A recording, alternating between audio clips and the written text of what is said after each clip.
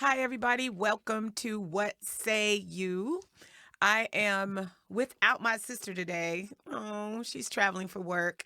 Yet, I have a sister from another mother that is with me today that I'm so excited to share with you. The one, the only Jewel Diamond Taylor is in the house. Hey, Jewel. Hey there. Hey, So sister. glad to be here sitting in your sister's spot. Thank you, Audrey. Yes, yes, yes. What an honor. Flew in Oh, this morning from California, yes, you did. and this is going to be an amazing weekend. Every time I'm with you, it's electric, Yes. it's Well, empowering. I'm living like that. And who knew? We've known each other Yes. for 30 plus years. And who knew seeing my 30-year-old self back then and you Never would have thought. stepping out and being the motivational speaker that you didn't see in the marketplace at the time. Mm-hmm. So it was your first time out in the circuits of speaking, and our paths cross, and Yes. we're still together. Tell me about yourself back then when I met you. What was up? Well, when we first met, I was traveling with the African American Women on Tour. Shout Yes, you out to were. Maria Dowd. Hey, Maria. And it was like a laboratory for me. It was like a university. I had an opportunity to share the stage with some icons. I had an opportunity to really sharpen my axe Mm-hmm. as a speaker and a workshop trainer for 12 years, You did that. crisscrossing the country. And there's not a time, a day that goes by, or a speaking engagement that goes by, or a Facebook post that goes by that someone says, I remember you from AWAT, which is the Mm. acronym for that conference. So for you to reach out to me after those years and say, Jewel, what you said, what you poured into my life has made a difference, it was such a wonderful reward as a speaker because you often wonder, are you making an Mm-hmm. impact?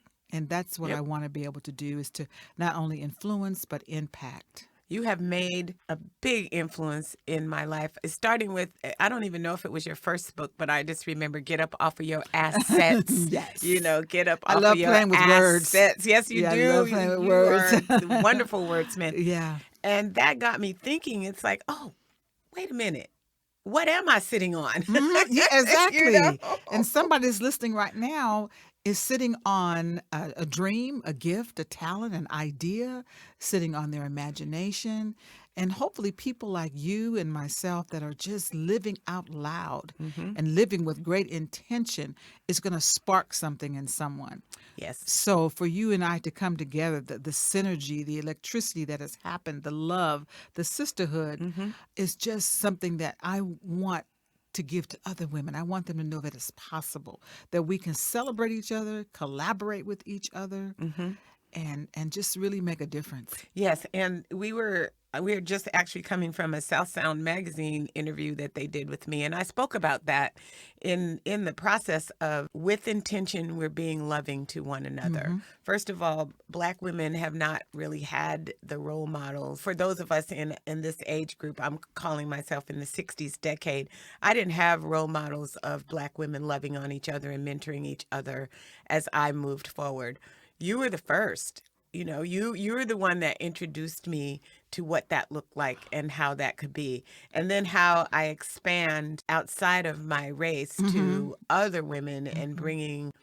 bringing us all together. And you do it with such great finesse. Mm, And the thing is, I think that one of my superpowers, Melanie, is kindness. mhm. And I too did not have role models. And I look back at the women, our elders that we stand on their shoulders, they didn't have anyone. So we are really a first generation to Yep. have the luxury to say, oh, I'm going to Africa. Oh, Yeah, I'm going to the spa. Oh, I'm exactly. going on a retreat. I'm Oh, gonna do I'm what going I to write a want. book. So Mhm. we didn't have those sheroes. And when I look back at the women in my life, they were tired. Mhm. They were mean. But Yes. why were they mean? Because they were tired. Exactly. you know and so they didn't get to live out loud like we're doing. And so I went through a process of forgiving my mother who was not emotionally available to me, my grandmother who died right next to me that was I perceived as mean, but not realized when I found out the pieces of her story, a lot was imposed upon her that she didn't want, Yep. and they didn't have the options that we have. And so mandate to myself is break that generational stifling, that oppression, and really live my life on my terms and really make a difference and have a legacy so that when that last breath is gone, I've made a difference. And you have, I'm going to keep saying you made a difference in my life because you're like a big sister, you know, not just a few years in front of me, but to see you actually doing your thing just gave me permission to just, See? for me to just do the damn thing. And then I love it. And unapologetically, because that was at a point in time where I was still trying to figure out in my 30s, do I show up in the workplace as an Afrocentric woman? Do I show up in the workplace as an African American woman with my pressed hair and, you know, pearls and blue suit, trying to be that corporate person? What was my identity in terms of how I showed up in the workplace? And you, first of all, you gave me the courage to say, well, you know, I ain't got to show up to this workplace. I can create my own There you workplace. go. I call myself an entrepreneur. Yes. I gave myself permission to leave the plantation. Yes, you did. And my father was a jeweler. That's how I got my name. And I remember when he had a bypass. He lived in Washington, D.C., where I was born, and I was living in California, working in aerospace and human resources. And I asked my boss, could I get up to go to my father's surgery? And he said no. And my father looked at me. He shamed me. He said, what do you mean? You asking What Master in the if you world? can go Yeah. to see He your said, dad. what's wrong with you? Didn't I teach you better than that? When I wasn't raised with him. But he was in my life enough for me, for him to pass along that seed of independence and self-determination and economic wisdom and community building. He would walk up and down the street on 8th and 8th Street and talk to all of the business owners, the mortuary person, the drugstore, the beauty shop. And I'm walking with him with my hand in his hand as a little girl, and I'm looking up at this tall, dark, handsome man, laughing and smiling. And he would say, what do you know? What do you say? Yeah, He never said hello. He said, what do you know? What do you say? And I get it now. What do you know, Jewel? And what do you say? And what say you? And what say Because you? that's where you are I love right now. Yes. So with all that background that we've given our listeners, I want to get into like even deeper. You reap what you sow, right? We were just talking about even biblically Galatians 6:9 for those that follow in the Bible. Like, don't ever get weary of doing good, right? Don't give up. Don't get tired, because in due season, you will reap your benefits, basically, is what it's saying. And like all of this time in my life that I've been trying to do good, thinking I'm doing good, serving the people, it's been a hard road, but you're not serving or doing to, what am I trying to say? You're not serving or doing to be seen or to be heard. You're serving and doing to do, you know, the and work. to serve. Yeah. And so now I fast forward into my life, and the Norwegian people call me up and tell me that I have won recognition as the Nobel Peace Laureate for Tacoma, lifetime achievement in racial reconciliation. All my life, I've been trying to just get Black people recognized and reconciled and, you know, dealing with the injustice. And I've been doing that in different ways. But whoa, the white people, the Norwegian people say, I see you, Melanie. I see you. And we want to honor you. Yes. For this work, and we want to send you to the Nobel Peace Prize ceremony. Girl. That is so amazing. You weren't looking for it. That's all the more reason why you deserve it, because you weren't doing it for a reward. And for it to be a lifetime, you have so much more to do. But to get that adulation, to get that love, to get that recognition from your community and then globally certainly has been wind beneath your wings. And I was so honored. The day you called me and you said, wait, are you sitting down? That's what I wanted to, that's where we want to take the audience. Because when they told me I had a +1. Yes. Well, first of all, I was going to take Jaylene, my granddaughter. And many of you know Jaylene. She's 12. And at that time, she was 11. So my thought was, okay, yeah, I'm going to travel Jaylene with me. We're going to go to Norway. She's already been to South Africa and Namibia. I'm going to get her Global Girl on. You know, I told Jaylene, guess where we're going? Grandma's going to take you to Norway. We're going to go to the Nobel Peace Prize ceremony. And it didn't really resonate With her? But as days went on, it really didn't resonate because she started acting 12 Okay. and ungrateful and entitled. And so the only currency that I had left to maneuver with Jaylene was like, okay, girl, look, I said I was going to take you to the Nobel Peace Prize ceremony, but look, I'm not taking you over there because the way you acting, we might have an international incident of some sort. I don't know how they feel about child discipline, but all I could see is me snatching her up in the black mama way that we Come do on. our kids sometimes. Yes. And then I'd get lost in the translation. So I just told Jaylene, no, you're not going.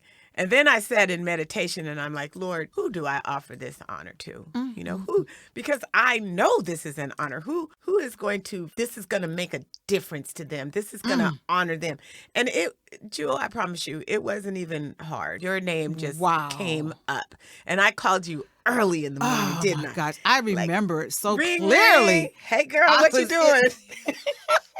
You were so casual, nonchalant, like, and when you said it, like, am I dreaming? Did she say that she wanted me to go with her to Norway? That wasn't even on my radar. All expenses paid. All expenses paid to Norway. Yes, to the Nobel Peace Prize I was still ceremony. in my bliss from coming back from South Africa with you the year before.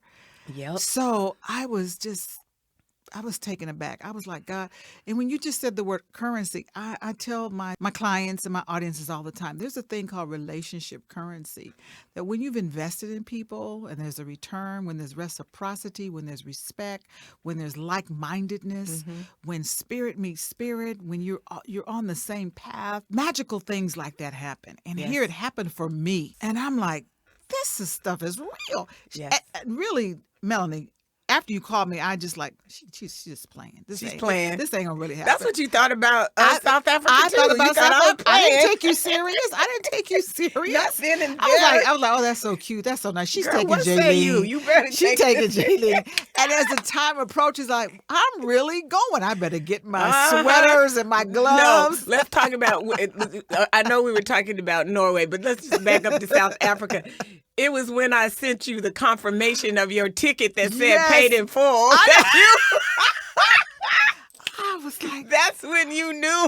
oh my God. She ain't playing. She is not playing. This girl is for real, for real, for real. Yes, yes. And it just filled my heart and my soul, because you have no idea. When you listen to the universe like that and my name was whispered to you, it's because I needed it at that time. It wasn't so much the trip. It was the idea that you saw me in that light. And let me back up and That say was- I received that. And then I'm going to back up just and piggyback on there. It took my girlfriend and sister from another mother, Joanne Lasowski, to see me. See? And put me down on paper to be So seen you know by how the I audience. felt. Yes. Right. So and it's that kind of, I just want to offer that as evidence of sisterhood when and cross-cultural sisterhood, where we're seeing each other as humans. We see our souls. We connect at a level that each of us are in our own lanes. We know what we do, but that harmony just comes together. It's not. And it It's works. complementary, not competitive. Yeah, and Because so- I know what you're to do. You understand my gifts. I understand yours, and you're there to support one another. I love Joanne, and I'm so happy that she nominated you. That she literally saw you. She did. Yeah. Because I know when she nominated you, just like, oh, I okay, was that's like, nice, girl. Okay, that's all right. Okay, Joanne, yeah, girl, just do what you do. 'Cause she's my biggest cheerleader. She's always putting me into something that I would not put myself into, and having people in your life like that see you differently than they see yourself, and they use their resources to open doors for you. That's priceless. Yeah. And that's done for me. And then I try to do that for others. you I did see it. you doing it and living it. So I'm challenging the listeners at this time, or how are you doing it? How are you Absolutely. giving forward? Because Pay our it stories forward. are big. We talking about having done that. We went to Norway. And we went to the Nobel Peace Prize ceremony. So you didn't think it was going to happen, and then it happened. It didn't happen. Okay, and then I told you, all right, well, we're going to take a television crew. Yeah, she says, I'm taking a crew. I'm like, you taking what? Yeah. And I'm going to make it happen. I'm going to raise funds, and we're going to have Yeah, I'm the going to best raise of the best. $30,000. I Yeah. got to do this.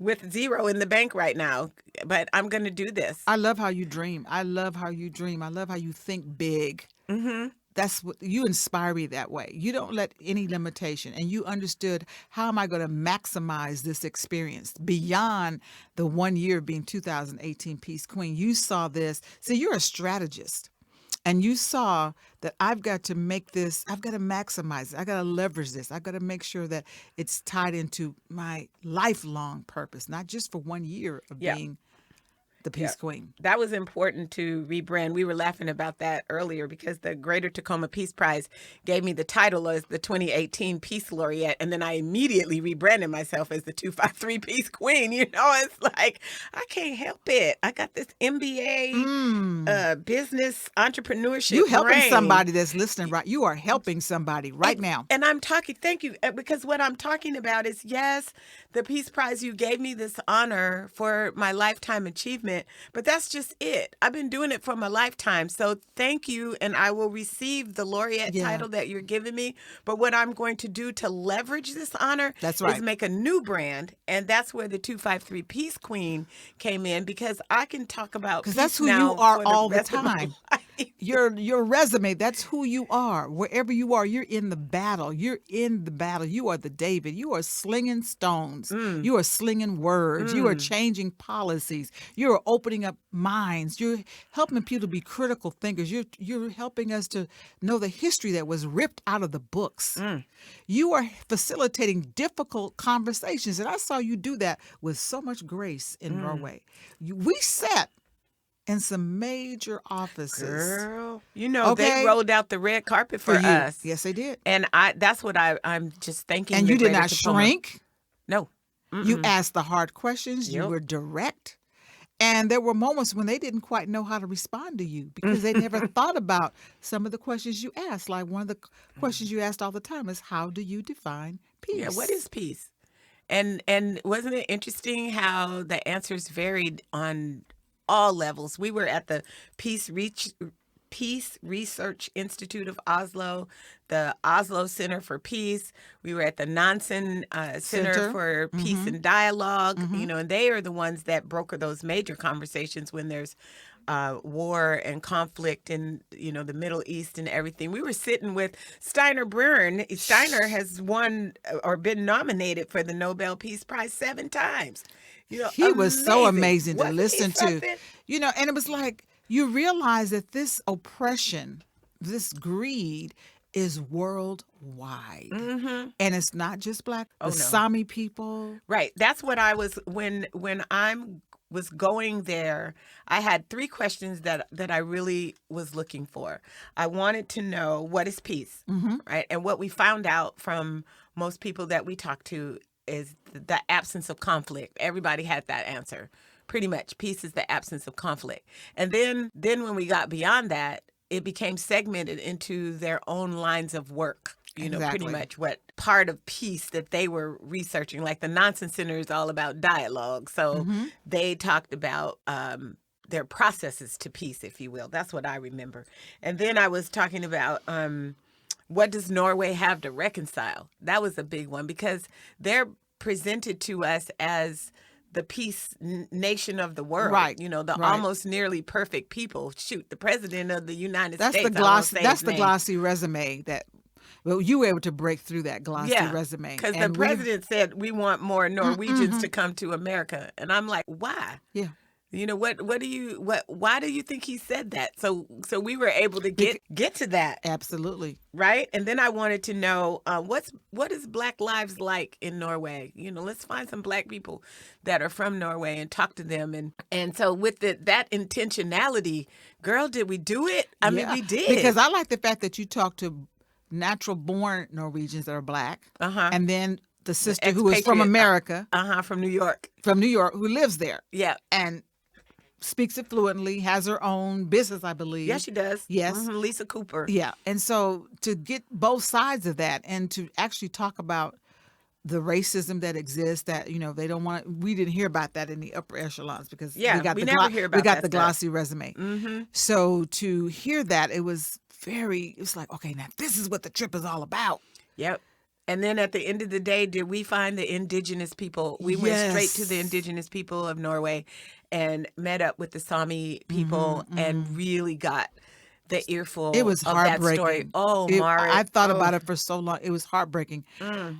Being told that you've got to kill your livelihood, the livestock, the deer, Hmm. give up your No, the tradition. reindeer. Yeah, the What did I reindeer. say? You said deers. Did you say Okay, deers? I Reindeer. meant reindeer. Hmm. Now that we're saying that, I remember that was on the menu one time. Like We reindeer. ate reindeer stew. I'm so sorry. I just had to.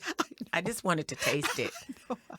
I didn't swallow. Oh, you didn't inhale.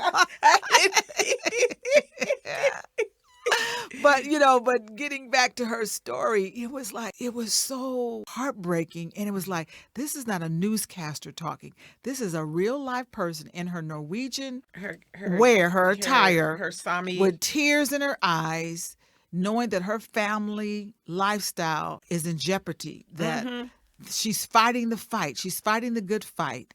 And she had this sense of, we may lose this fight. I know. Well, see, let's give some background. I'm gonna give some Yeah, background give some to background, our listeners. yes. In that, the Sami people are the indigenous people of Norway, and I learned this in my research before I went to Norway. I work at PLU, and we have an Indigenous Studies program, and the director of the Indigenous Studies program is Sami. His Can name you is spell that for the audience? Sami, Mm-hmm. and his name is Dr. Storfeld. So Troy gave me background on what's happening, and it's very similar to what happened in America. Absolutely. And, the Native American people, our first people. And so I kept asking him, what does Norway have to reconcile? And he said, you really want to look into what's going on with the Sami people. So I went there with that interest, and he set up an interview for us with the second speaker of the Sami Parliament, because they have their own parliament. Right. I There's the remember that. Norwegian Parliament, government parliament, and then there's the Sami Parliament. So I got high up in that level with Gundar, was his last name, Thor. And so when we were having that interview, I was having the interview. You saw me over there. I was having the interview, but in my mind, I was saying, wow, this is not good television. It's kind of boring. He was very measured. Yeah, very and, guarded. very guarded, and was, I don't know if I want to say scared, but very hesitant to say much of anything. Mm-hmm. And I thought, this isn't compelling. And so, Lord, what are we going to do? I was like, what are we going to do with this footage? And then I think it was the next day or something where that was the day that we were there when the Norwegian government, the parliament, actually voted to reduce the number of reindeers that the Sami people could herd. This is their Which is livelihood. how they make a living, exactly. This is how they live. It's like the buffalo disappearing with the indigenous Indians here. It's exactly like that. Yeah. And so where they have hundreds of reindeer that they herd and farm, if you will, now the government is saying to them, we know it's best for you, and you can only have 75 reindeer. And so if you have more than 75, You have to kill then them. you have to kill them. And you're going to figure out in your own family who's going to do that, how that's going to do that. We don't really care about how that affects your legacy and your livelihood Right. and how this culture has been passed down to you. We've decided this is best for you. And so, And we're going to fine you every day that you... yeah, if you do not comply, we're going to fine you every day. So we were having the production meeting when the news broke, and we saw the protest on the television, and there was this woman that was at the front of everything, and I'm saying in my mind, geez, I wish she was the one that we could interview. Oh my God, it's like, Lord have mercy. Fast forward, the production meeting is over. And I told you all earlier, I'm a doctoral student, so everybody was gone to bed. I'm in the lobby. It's at night, and I'm doing my homework. And the hotel doors open up. and ta-da! There she walks in, the same lady Yes. that was on the television that I had just asked the universe to send And to the me. reason you recognize it because she was She in was the in Sami wear. in her Sami tribal dress. Yeah. And so I said, Oh my goodness. So yeah, stay tuned. I got the rest of this story. We'll be back in just a moment. What say you? Okay, welcome back. I'm in the middle of telling my story about how I met Marit, our Sami person that we interviewed. She's a member of the Sami. I don't know if we say tribe, Sami community, Sami people. I think The Sami people. Sami people, the indigenous people of Norway. Like I said, I'd been asking the universe I really wanted to interview her, and then boom, there she walks There you go. into That's how powerful you are. the hotel. That black girl magic. I said, I jumped, I mean, like bolted out of my I seat. know. And I go over to her now. Imagine from her point of view, okay? Because all she sees is this woman coming at her. And I'm like, hi, my name is Melanie. I'm from America. I've got a film crew. I'm the Nobel laureate. And then we have the indigenous studies. I was all over the place. And she's standing there just looking at me, smiling, and still trying to catch bits and pieces, you know. And finally I said, can I interview you tomorrow? Can I get my crew? You know, I'm like, whew, breathe, girl, breathe. Yes. And she took it all in. And then she said, yes. And she came back the next day. Yes. And then the next day we were able to set up the full crew and producers, lights, camera, and get that interview. And it was compelling. It That really was just, she told. And the thing that I was curious about was, okay, now you just look like an average white Norwegian. Yes. Why would you be oppressed and why would you stand out? How is it that you are discriminated against in getting a job or how you're treated? And she said, we wear our tribal wear inside out. That's the distinguishing difference. Because I thought, white is white. Mm-hmm. You Yes. know, If she didn't have on her tribal dress, that if she was just dressed in some jeans and a t-shirt. But that's part of their rebellious statements that we're not going to give up not only the deer, but we're not giving up our traditional clothing. Yeah. Yeah, it was incredible. So that was a highlight for me, was to be able to, because it was an authentic interview, intentionally go in and find out about and not the be scared. oppression. And I wasn't scared. No, I mean, she wasn't scared. And she wasn't scared. Yes. Yeah, she wasn't scared. And so that's when we talk about our takeaways from Norway, she's definitely one of my takeaway. And the Adopt a Reindeer, because they have the GoFundMe page, and you can type in Adopt a Reindeer, and there you can give donations and just help them pay their fines to the Norwegian government, because every day that they do not comply, they are fined. And the Adopt a Reindeer campaign is to help pay those fines until their complaint in front of the United Nations is heard. Yes. Okay, and they have filed a complaint. But it's been really interesting too, Jewel, since I'm back, I get invited to the Daughters and Sons of Norway to speak. And I tell the story. I talk about the Sami people, and everybody within the Norwegian community, not everybody, but there's some opposition to the story. I mean, when I tell what I've learned, you know, I had a man most recently, and I can't remember which group it was, but he just disagreed. He wasn't hostile, but he was just the colonizer. Like, this isn't really true, and this is not that it's really true, but this is what's best for them. Yeah. It's like, how do you tell the people what's best for them? Yeah, the lie just perpetuates. The lie becomes the truth for them. Mm-hmm. And a lot of them don't even know their own history.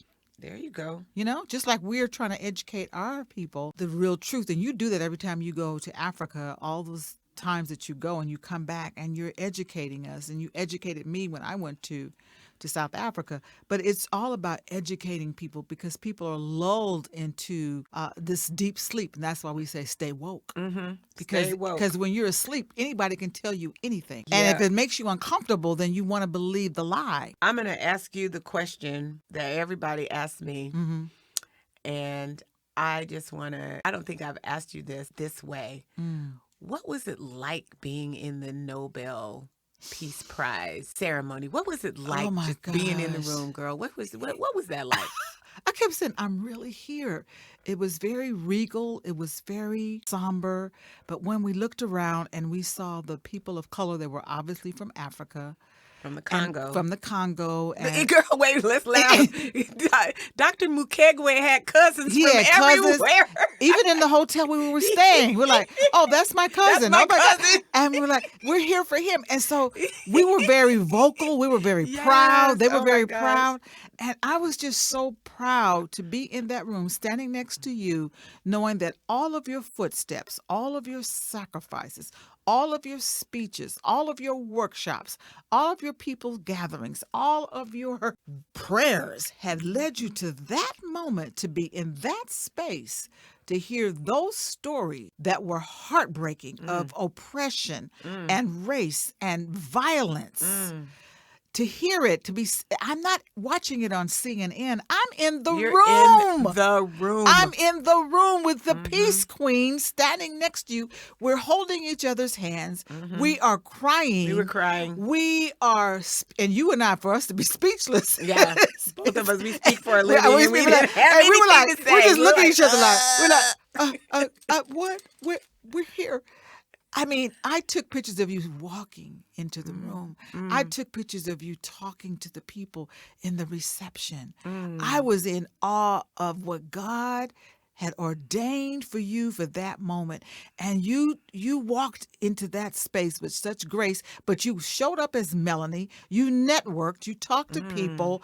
We shouted, we lifted up our hands. We did our We showed up from Tacoma. Yes. You You represented. I'm Melanie. I'm from the 253. Had on her crown. I'm the 253 Peace Queen. Yes. And I'm looking at And the Peace people Laureate.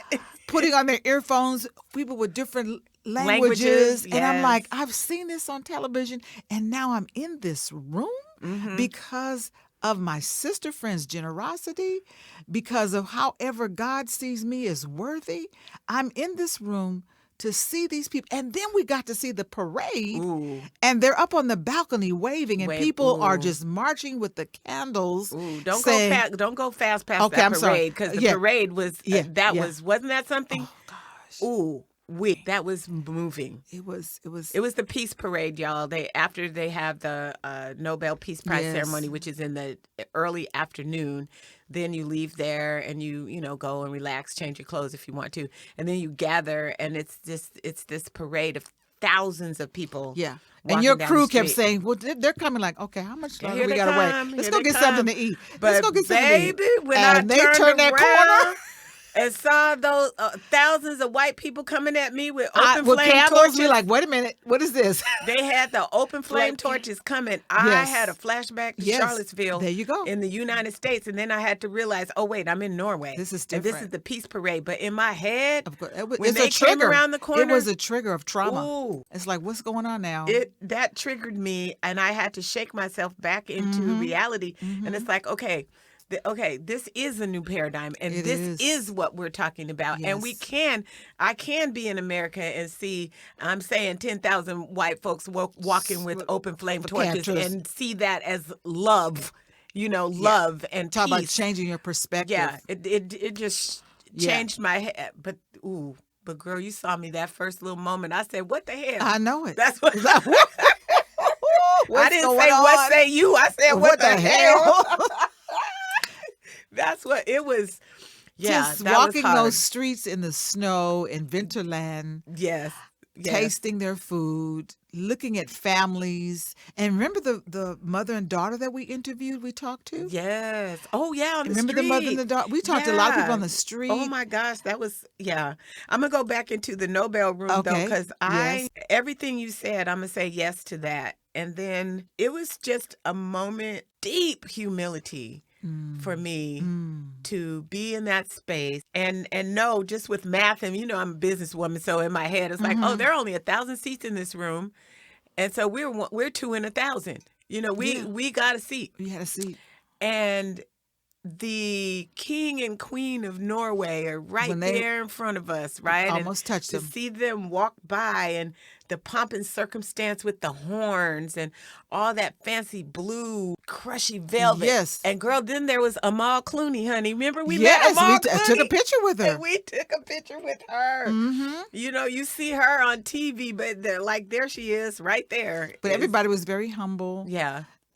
But then it was like, okay, now it's over. There's work to do. There is work to do. Yeah. When We came have to out of tell there, the story. We have to tell the story, and that's what you do so beautifully. And in my own way, I've been trying to tell the story too, because in my own experience as an African American woman, as a Black woman of other people, it's like, this has got to stop. We need healing. We need reconciliation. And what Melanie is doing is creating a ripple effect. And for you to be honored like that was just so tremendous. And I'm so honored to be your friend and to be able to witness it. I didn't get a Facebook. I was there.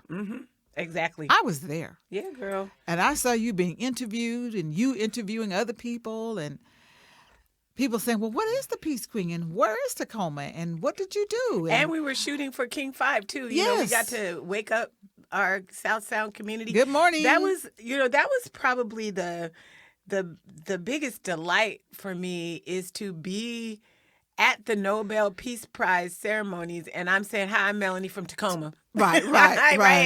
I'm from, well, really, I'm from Lakewood, But but remember, girl, remember the sister girl that we met, because I came. I don't know why I was walking this day by myself, and we had just gotten there, and I walked in the hotel, and there was this Black lady sitting there. Remember? And I said, Oh, yeah. I said, hey, girl. No, that's right. right. And she said, hey. And then I said, can I hug you? Because I hadn't seen any Black people. So I was like, can I hug you?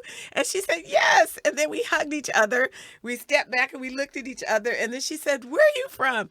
I said, I'm from Seattle in the United States. And she says, I'm from Seattle in the United States. And then I said, well, girl, I'm really from Tacoma. And she said, girl, I'm from Puyallup. So Wow. we have to go all the way Yes. to Norway, and she lives right in Puyallup. And then when we were in Frogner Park, remember, that was hilarious. Oh, yeah, that couple be like, I see Black people.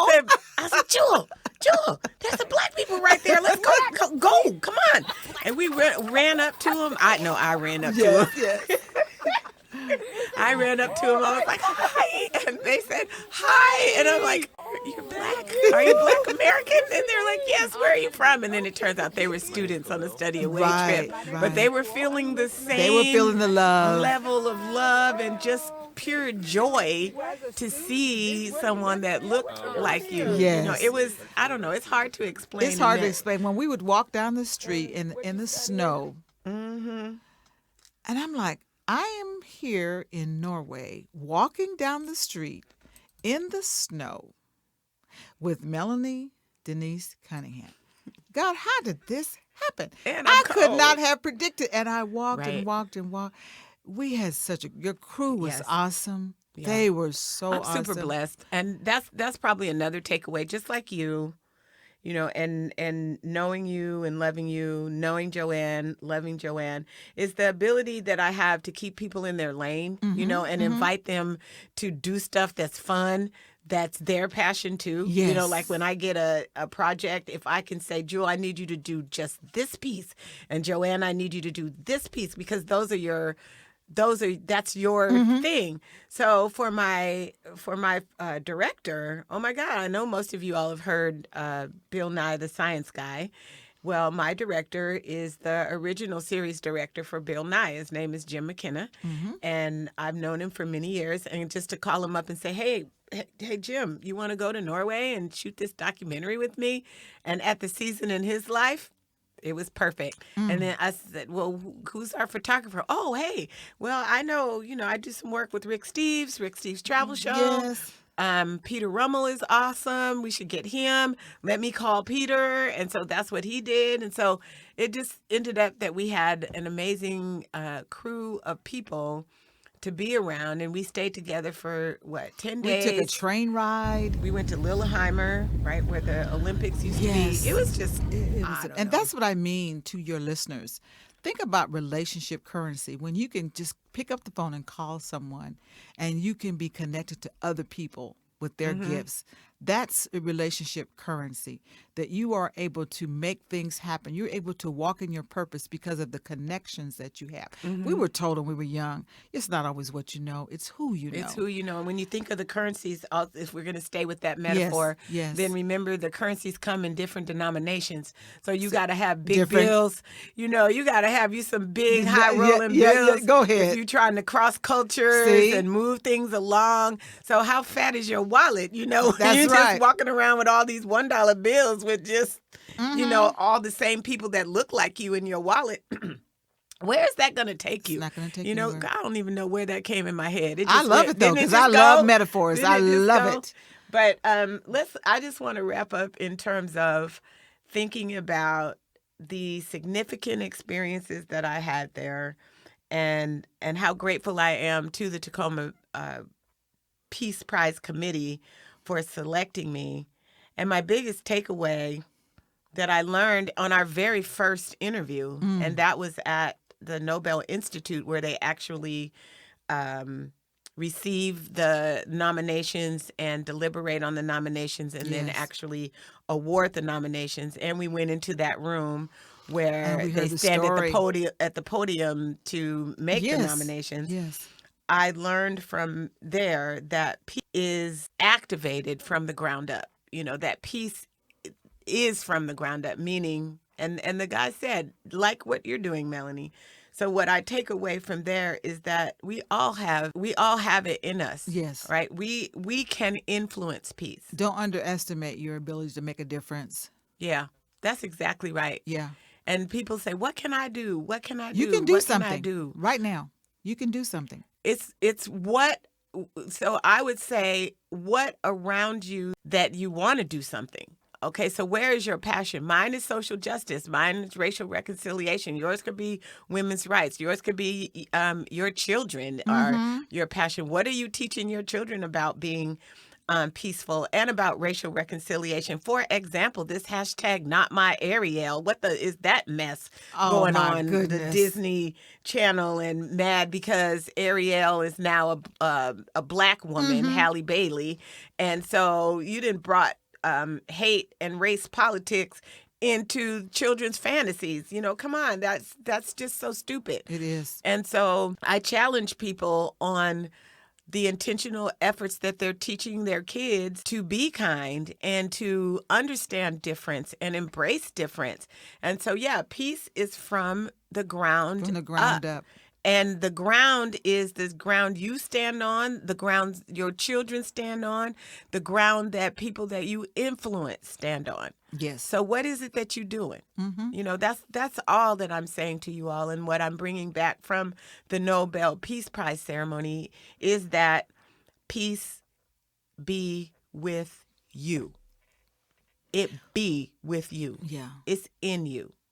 For me, peace is having justice, not just the absence of conflict, but it's when we have justice, not just for us, but for everybody. Exactly. And so to see how we've got to pay attention to the laws that are being made and all the distractions that we have in the news is keeping us not aware of laws that are being passed.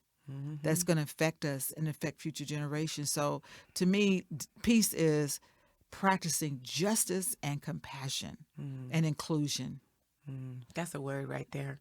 So I'm just going to say I couldn't think of anyone more appropriate to travel the world with, but to travel to Norway and be at this unique experience. Jewel Diamond Taylor, I thank you. Life-changing. And thank you, my sister. I love you so much. I love you too.